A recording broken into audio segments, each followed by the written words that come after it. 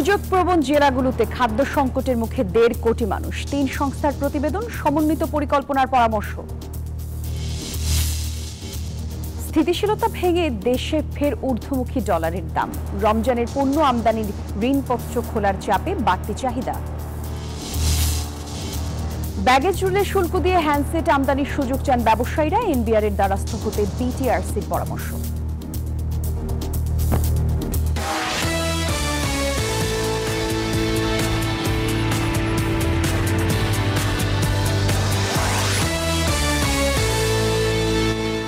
আমন্ত্রণ সবাইকে ব্যবসা বাণিজ্য আর অর্থনীতির সবশেষ খবর নিয়ে নিউজ 24 এর নিয়মিত আয়োজন Pubali bank PLC business time. শুরুতেই দেখছিলেন শিরোনামগুলো, আর বিস্তারিত জানাতে আপনাদের সঙ্গে থাকছি আমি জান্নাতুল কলি।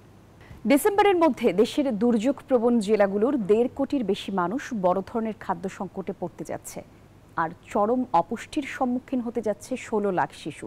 রোহিঙ্গা ক্যাম্প সহ দেশের 36 জেলার 9 কোটি 66 লাখের বেশি মানুষের খাদ্য নিরাপত্তা এবং পুষ্টির অবস্থা বিশ্লেষণ করে এই তথ্য প্রকাশ করেছে খাদ্য মন্ত্রণালয়ের খাদ্য পরিকল্পনা ও পরিধান ইউনিট এবং জাতিসংঘের 3 সংস্থা। এমন সংকট থেকে বাঁচতে সামাজিক সুরক্ষা ব্যবস্থা নিশ্চিত করা সহ সমন্বিত পরিকল্পনার পরামর্শ বিশ্লেষকদের। দেশের সর্বদক্ষিণের 2 উপজেলা টেকনাফ এবং উখিয়া, যেখানে 2017 সাল থেকে আশ্রয়ে আছেন বিপুল সংখ্যক রোহিঙ্গা জনগোষ্ঠী। রোহিঙ্গাদের অবস্থান আছে নোয়াখালীর ভাসানচরেও। বাংলাদেশে আশ্রয় নেওয়া এসব রোহিঙ্গা জনগোষ্ঠীর 40% মানুষ আগামী 2 মাসের মধ্যে চরম খাদ্য সংকট এবং জরুরি অবস্থায় পড়তে যাচ্ছে, এমন পূর্বাভাস উঠে এসেছে খাদ্য মন্ত্রণালয় এবং জাতিসংঘের 3 সংস্থার প্রতিবেদনে। শুধু রোহিঙ্গারাই নয়, ডিসেম্বর নাগাদ দেশের দুর্যোগপ্রবণ জেলাগুলোর 1 কোটি 60 লাখ মানুষ বড় ধরনের খাদ্য সংকটের সম্মুখীন হবে। দেশের 36টি জেলার 9 কোটি 66 লাখ মানুষের খাদ্য নিরাপত্তা এবং পুষ্টির অবস্থা বিশ্লেষণ করে এই তথ্য প্রকাশ করেছে খাদ্য মন্ত্রণালয়, জাতিসংঘের খাদ্য ও কৃষি সংস্থা, ইউনিসেফ এবং বিশ্ব খাদ্য কর্মসূচি WFP। আমাদের এখনো দুর্ভিক্ষাবস্থা নেই এবং আগামীতে দুর্ভিক্ষাবস্থার ভিতরে হয়তো বাংলাদেশ যাবে না, ক্যাটাগরি 5 যেটি, কিন্তু বলা হচ্ছে ক্যাটাগরি 3 অর্থাৎ খাদ্যের অভাবে চাপে রয়েছে, এবং ক্যাটাগরি 4 যেটাতে খাদ্য সংকটে আছে, এগুলো বাড়ছে। এবং এইগুলো বাড়ছে হলো মূলত দক্ষিণাঞ্চলের বেশ কিছু জেলা এবং উত্তর পশ্চিমাঞ্চলের বেশ কিছু জেলাতে আমরা এই সংকটগুলো দেখতে পাচ্ছি। প্রতিবেদনে বলা হয়েছে জানুয়ারি থেকে ডিসেম্বরের মধ্যে 18টি দুর্যোগপূর্ণ জেলার 16 লাখ শিশু তীব্র অপুষ্টির সম্মুখীন হতে যাচ্ছে। একই সময়ে 1,17,000 অন্তঃসত্ত্বা এবং শিশুকে বুকের দুধ পান করানো মা তীব্র অপুষ্টিতে ভুগতে যাচ্ছে। যখনই কর্মসংস্থান কম হয়, মানুষের আয় কমে যায়, স্বাভাবিকভাবেই সেটা দারিদ্র বৃদ্ধির কারণ। সাম্প্রতিককালে বিশ্বব্যাংকের একটা প্রতিবেদনেও দারিদ্র বৃদ্ধির কারণ বলা হয়েছে। সুতরাং সেগুলোও কিন্তু এই খাদ্য সংকটের জন্য দায়ী। এমন দুর্যোগপূর্ণ পরিস্থিতি মোকাবেলায় যথাযথ প্রস্তুতি নেওয়া, সামাজিক সুরক্ষা ব্যবস্থা নিশ্চিত করা সহ সম্মিলিত পরিকল্পনার পরামর্শ দেওয়া হয়েছে প্রতিবেদনে। হোসেন শাহাদাত, নিউজ 24, ঢাকা। দীর্ঘদিন স্থিতিশীল থাকার পর আবারও বাড়তে শুরু করেছে ডলারের দাম। চলতি সপ্তাহে ডলার প্রতি দাম বেড়েছে 60 পয়সা। আগামী রমজানে পণ্য আমদানি রপ্তানির জন্য ঋণপত্র খোলার চাপ বাড়ায় বেড়েছে ডলারের চাহিদা, যার প্রভাব পড়ছে দামে। তবে এই নিয়ে আতঙ্কিত না হওয়ার পরামর্শ দিয়েছে বাংলাদেশ ব্যাংক। সংস্থাটি বলছে বাজার স্থিতিশীল রাখতে আপাতত ডলার কেনাবেচা থেকে বিরত থাকছে সংস্থাটি। সপ্তাহখানেক ধরে কিছুটা অস্থির ডলারের বাজার। ব্যাংকগুলোতে এ মুহূর্তে ডলার বেচা কেনা হচ্ছে 122 টাকা 80 পয়সায়। সপ্তাহের ব্যবধানে বেড়েছে 60 পয়সা। অন্যদিকে খোলা বাজারে বিক্রি হচ্ছে 125 টাকায়, যা সাম্প্রতিক সময়ের সর্বোচ্চ। ব্যাংকগুলো বলছে গত কয়েক মাসে বেড়েছে আমদানির চাহিদা, বিশেষ করে আগামী রমজান মাসের ভোগ্যপণ্য আমদানির জন্য ঋণপত্র খোলার চাপ বেড়েছে। বাংলাদেশ ব্যাংকের তথ্য বলছে সেপ্টেম্বর মাসে 630 কোটি ডলারের আমদানি এলসি খোলা হয়েছে, যা আগস্টের তুলনায় 17.29% বেশি। এতে চাপ পড়েছে ডলারে। এটা 50 পয়সার মতো বেড়েছে, 122 টাকা 70 পয়সা হয়েছে। 121 টাকা থেকে 121 টাকা 50 পয়সা থেকে 122 টাকা 70 পয়সার মতো হয়েছে। 50 পয়সার মতো বেড়েছে। এটা খুব একটা বেশি বাড়েনি, কোনো অসুবিধা হবে বলে মনে হয় না। কোনো বেশি রকমের যে বাড়বে এরকম কোনো সুযোগ নাই।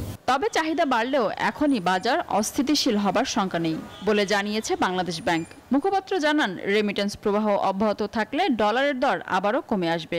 ফেব্রুয়ারির মাঝামাঝি রমজান শুরু হবে, এখন থেকে অ্যান্টিসিপেট করে পণ্য আমদানি এলসি খুলছে, যার ফলে একটা চাপ বাজারে সৃষ্টি হয়েছে পেমেন্টের। কিছু কিছু ব্যাংকের কিছু পেমেন্টের অব্লিগেশন আছে, যার ফলে তারা ডলার তাদের দরকার এবং তাদের মধ্যে যাদের ডলার নেই তারা মার্কেট থেকে প্রকিউর করার চেষ্টা করছে। এই কারণে আমরা আর ইন্টারভেন করে মার্কেট ড্রাই হয়ে যাক, এটা কখনোই চাই না। বাজারে ডলারের সরবরাহ বেড়ে যাওয়ায় গত 3 মাসে 15 দফায় বাণিজ্যিক ব্যাংকগুলো থেকে 212 কোটি 60 লাখ ডলার কিনেছে বাংলাদেশ ব্যাংক। ঘাটতি দেখা দেওয়ায় এখন আপাতত ডলার কেনা থেকে সরে এসেছে সংস্থাটি। তবে এখনই বাজারে ডলার বিক্রির পথেও হাঁটতে চায় না কেন্দ্রীয় ব্যাংক। যেহেতু একটা চাপ আছে, বাইং চাপ, এই কারণেই কিন্তু প্রাইস রেট ঊর্ধ্বমুখী। যদিও এখনো আতঙ্কিত হওয়ার মতো না, কিন্তু এই আপওয়ার্ড ট্রেন্ডটাও আমরা ঠিক চাচ্ছি না যে ডলার দাম ফার্দার আর বাড়ুক। এই কারণে আমরা আপাতত মার্কেট ইন্টারভেন করছি না, মানে আমরা তো মার্কেট ছাড়বো না কোনো ডলার, আবার ক্রয়ও করব না। ব্যাংকে পর্যাপ্ত ডলার মজুদ থাকায় এলসি খোলা নিয়ে ব্যবসায়ীদের বিপাকে পড়তে হবে না বলেও জানিয়েছে বাণিজ্যিক ব্যাংকগুলো। মিনা ফেরদাউস, news 24, Dhaka. National equipment identity registrar সিস্টেমকে সাধুবাদ জানিয়েছে মোবাইল ফোন ব্যবসায়ীরা। তবে ব্যাগেজ রুলের আওতায় শুল্ক দিয়ে হ্যান্ডসেট আমদানির সুযোগ বহাল চান তারা। বুধবার দুপুরে বিআরটিসির ঊর্ধ্বতন কর্মকর্তাদের সাথে বৈঠক শেষে সাংবাদিকদের এসব কথা বলেন মোবাইল ফোন ব্যবসায়ীরা। তবে এ বিষয় নিয়ে কোনো সিদ্ধান্ত জানায়নি বিটিআরসি। বিষয়টি সুরাহা করতে তবে ব্যবসায়ীদের এনবিআর এর দ্বারস্থ হবার পরামর্শ দিয়েছে বিটিআরসি। আগামী 16 ডিসেম্বর থেকে দেশে বন্ধ হতে যাচ্ছে অবৈধ মুঠোফোন। এ লক্ষ্যে ন্যাশনাল ইকুইপমেন্ট আইডেন্টিটি রেজিস্টার বা এনইআইআর নামে একটি ব্যবস্থা চালু করতে যাচ্ছে সরকার।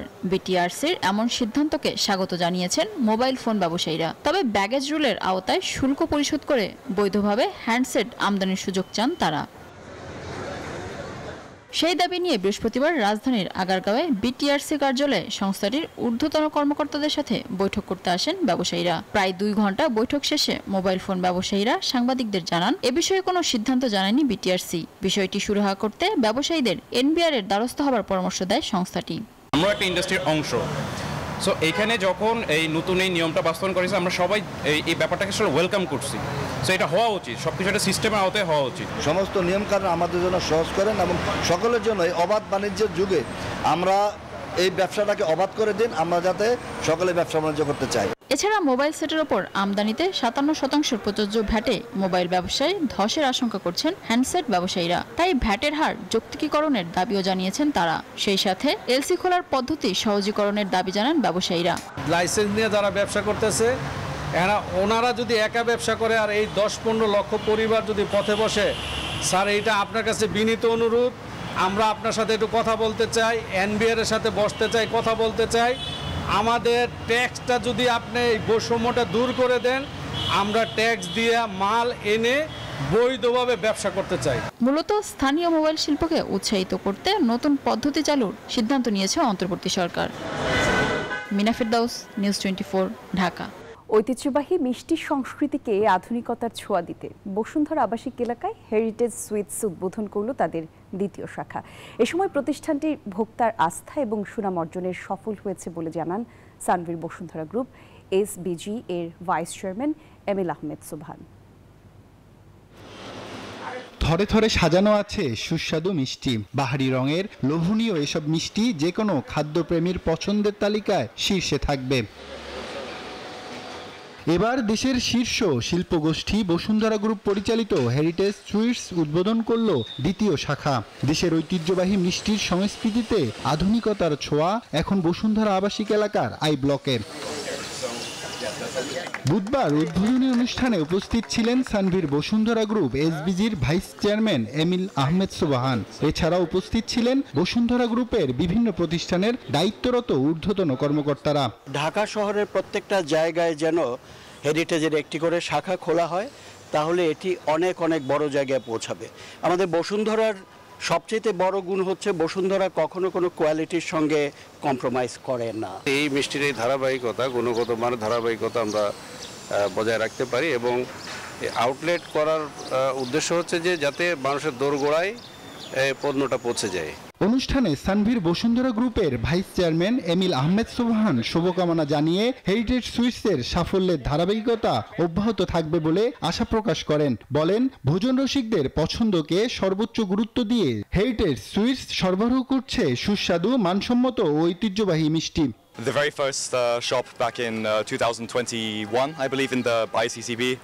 Now we have the community park, the Express Cafe, and now we have 2 branches of the sweets, and may there be many more as well. So honestly, onwards and upwards. Bashundhara আবাসিক এলাকায় অবস্থিত প্রথম শাখায় অসাধারণ সাড়া পাওয়ার পর নতুন এই শাখা উদ্বোধন করে প্রতিষ্ঠানটি। আধুনিক সাজসজ্জা ও আরামদায়ক পরিবেশে গড়ে তোলা এই আউটলেট বসুন্ধরা বাসিন্দাদের জন্য হবে ঐতিহ্য, স্বাদ ও আনন্দের মিলনস্থল। Abdullah Mamun, news 24, Dhaka. International standard ইউনিভার্সিটিতে উৎসবমুখর পরিবেশে অনুষ্ঠিত হলো নবীনবরণ অনুষ্ঠান। নতুন শিক্ষার্থীদের স্বাগত জানাতে আয়োজিত এই অনুষ্ঠানে ছিল উচ্ছ্বাস, আনন্দ আর প্রত্যয়ের বার্তা। বৃহস্পতিবার সকালে আইএসইউর মহাখালী ক্যাম্পাসে আয়োজিত হয় ফল 2025 সেমিস্টারের নবীনবরণ অনুষ্ঠান। উপাচার্য প্রফেসর ডক্টর আব্দুল আউয়াল খানের সভাপতিত্বে আয়োজনে বিশেষ অতিথি ছিলেন বোর্ড অফ ট্রাস্টিজের সদস্য ইঞ্জিনিয়ার তাসমিয়া রহমান। এ সময় ক্যারিয়ার গঠনের পাশাপাশি নিজেকে ভালো মানুষ হিসেবে গড়ে তোলার উপর জোর দেন বক্তারা। জ্ঞান, দক্ষতা আর সমন্বয়ে পরিবার, দেশ এবং বিশ্বের জন্য অবদান রাখার আহ্বান জানান তারা।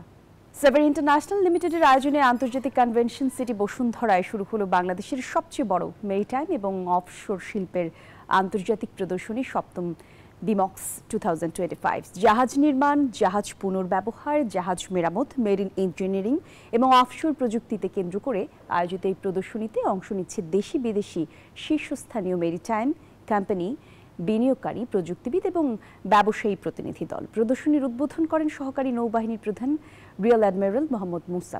প্রদর্শনীটি 1 নভেম্বর পর্যন্ত প্রতিদিন সকাল 10টা থেকে সন্ধ্যা 7টা পর্যন্ত সবার জন্য উন্মুক্ত থাকবে। দর্শক, এই ছিল পূবালী ব্যাংক পিএলসি বিজনেস টাইমের আপডেট। এতক্ষণ সঙ্গে ছিলেন যারা, ধন্যবাদ সবাইকে।